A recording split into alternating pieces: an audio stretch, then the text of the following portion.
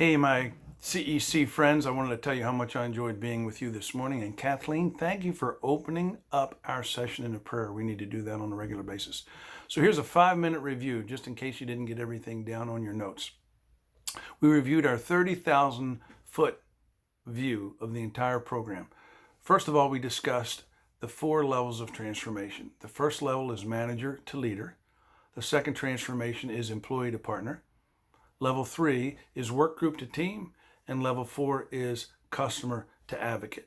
We had a short conversation how most organizations do not have a written strategic plan to differentiate between a customer experience that just satisfies or meets the expectation and one that exceeds the expectation. And to what degree does it exceed the expectation? Does it take it from a satisfied customer to a loyal customer? And is it enough for the customer to go from a satisfied to an advocate? The greatest business secret in the world is the rewarded customer buys, multiplies, and comes back. Then we reviewed our 5 levels.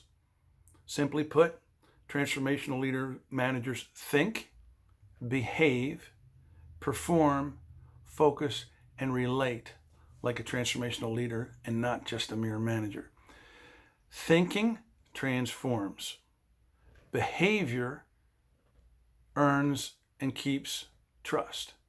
Performance builds confidence in the team. Purpose inspires action. And emotional intelligence, how you relate, is what builds relationships. Those 5 areas in order is what we use to accomplish all 4 transformations. We began with them to transform managers into leaders so that we can create leaders at every level of the organization. Not just with you, but that you in turn with each person on your team so that they can become leaders, not just at work and among each others, but at home, in their community, any other organizations. That's how we accomplish our end game and do what transformational leader managers do, which the 3 things that they do are they are the kind of person that people follow because they want to, number 1. Number 2, they help them achieve excellence. We define that as getting an A. And number 3, they change lives, inspiring families, communities, and the world to become better. What drives all those things? The thinking, behavior, performing, focusing, and relating. The 3 C's of change. Our plan is to review each one of those things and to get a little bit better. That's why we have these monthly maintenance and growth. How do we maintain some of these habits and how do we grow? A little information will be added, but not much. Remember, we live in a world of too much information and not enough transformation. We just have to continually to get better. So here are the things that we discussed. These are the things that we committed to. At any given point in time, you will be working on 1 personal habit and 1 professional habit. And you will work on those habits until they become second nature, until they're just instinctive and natural. Then you will pick up another habit, either personal or professional. You can pick whatever area is important to you. But here is the mistake that some people make. They stop using the form. If it ain't in writing, it ain't real. Continue to fill out a 3 C's of change form. Don't underestimate the power of thinking through your options. What do you need to start? Stop, start, adjust, or do more frequently. Meet with your accountability partner weekly. Now, we discussed that sometimes that doesn't happen, and if it turns out that you only meet 2 or 3 times a month, that's certainly better than not doing it at all. But these are the 2 habits. The one is the accountability partner meeting, and the other is the one-on-one with those that report to you. Everything that we've talked about comes down to those 2 interactions. They're both relationship-based, they're both communication-based. All the tools that we talked about throughout the entire program comes into those 2 meetings and those 2 conversations. So what do we ask you to work on over the next month? Continue with the 2 habits. Have your one-on-one, but raise the bar. Make sure you have a current 3 C's of change form. And if one of those 2 habits, 1 personal, 1 professional, have become natural, fill out a new one and make sure that you meet once a week.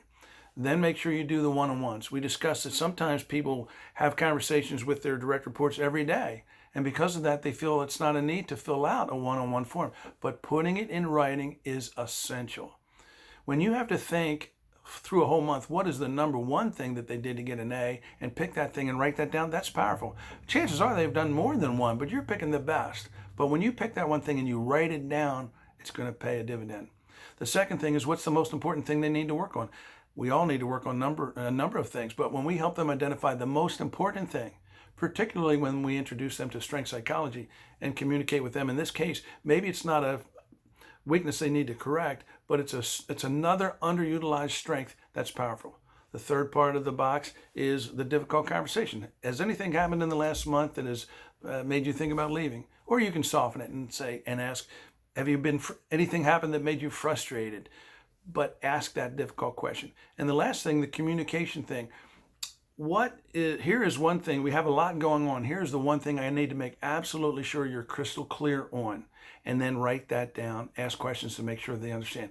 On the flip side, and they might not want to do this themselves. Oftentimes they don't the first couple of times. But when they write down, ask them to catch you doing something great. Where did you get an A? What would they most like to see you work on? If you do not ask these questions, if you do not write them down, and again, the first couple of times they might not be comfortable doing that, but sooner or later they will do that. So those are the two things that we're going to continue to work on, our one-on-ones and our accountability partner process.